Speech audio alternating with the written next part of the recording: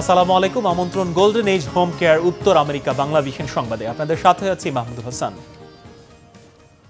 চীনের মালিকানাধীন video sharing platform টিকটকের যুক্তরাষ্ট্র ভিত্তিক কার্যক্রম বিক্রির উদ্যোগ নিয়েছেন মার্কিন প্রেসিডেন্ট ডোনাল্ড ট্রাম্প। বৃহস্পতিবার এই পরিকল্পনার একটি নির্বাহী আদেশে সই করেন তিনি।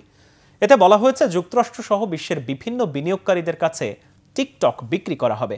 যদি টিকটকের বিক্রি নিয়ে চীনা কোম্পানি কোনো আপত্তি জানায়, তবে প্ল্যাটফর্মটি নিষিদ্ধ করা হবে।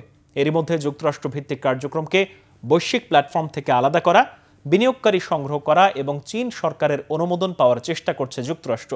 ডোনাল্ড ট্রাম্প বলেছেন, টিকটকের যুক্তরাষ্ট্রের কার্যক্রমের বিক্রির ব্যাপারে চীনের প্রেসিডেন্ট শি জিনপিং এর আপত্তি নেই। মার্কিন ভাইস প্রেসিডেন্ট জেডি ভ্যান্স বলেছেন, চীন থেকে যুক্তরাষ্ট্রের মালিকানায় আসার পর টিকটকের মূল্য নির্ধারণ করা হবে $1,400 কোটি। যুক্তরাষ্ট্রে টিকটকের 17 কোটি ব্যবহারকারী রয়েছেন। ট্রাম্পের নিজের টিকটক অ্যাকাউন্টে 1.5 কোটি অনুসারী রয়েছে। এই সব কিছু যুক্তরাষ্ট্রের নিয়ন্ত্রণে পরিচালনা করতে চান মার্কিন প্রেসিডেন্ট। F-35 যুদ্ধবিমান কেনার ওপর মার্কিন নিষেধাজ্ঞা প্রত্যাহারের অনুরোধ জানিয়েছেন তুরস্কের president Recep Tayyip Erdogan. Russia থেকে তুরস্কের তেল কেনা বন্ধের পাল্টা প্রস্তাব দিয়েছেন মার্কিন প্রেসিডেন্ট ডোনাল্ড ট্রাম্প। নেটো জোটভুক্ত হওয়ার পরও তুরস্কের F-35 যুদ্ধবিমান কেনা এবং এর যন্ত্রাংশ উৎপাদনে ওয়াশিংটনের নিষেধাজ্ঞা তুলতে দীর্ঘদিন ধরেই চেষ্টা চালাচ্ছে আঙ্কারা। হোয়াইট হাউসে যুক্তরাষ্ট্র আর তুরস্কের প্রেসিডেন্টের বৈঠকে স্বাভাবিকভাবেই বিষয়টি উঠে আসে। তুরস্কের প্রেসিডেন্ট এরদোয়ানের এমন অনুরোধে ইতিবাচক সাড়া দিয়েছেন মার্কিন প্রেসিডেন্ট ট্রাম্প। শিগগিরই নিষেধাজ্ঞা প্রত্যাহারের আশাবাদ জানানো ট্রাম্প আলাদা আয়োজনে ভিন্ন শর্ত জুড়ে দিয়েছেন। বলেছেন, মস্কো থেকে আঙ্কারা তেল কেনা বন্ধ করবে বলে আশাবাদী ওয়াশিংটন। তেল ক্রয় রাশিয়ার বিকল্প হিসেবে হাঙ্গেরি ও স্লোভাকিয়ার নাম উল্লেখ করেছেন ট্রাম্প।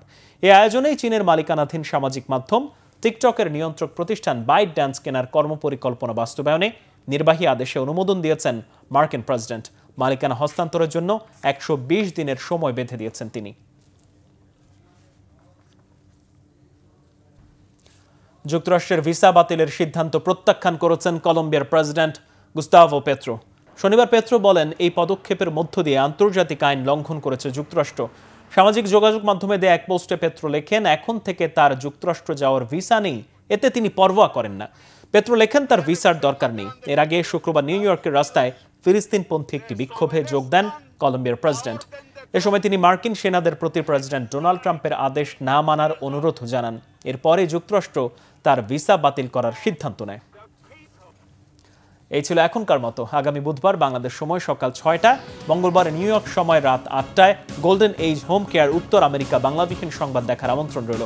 এতক্ষণ সাথে থাকায় ধন্যবাদ।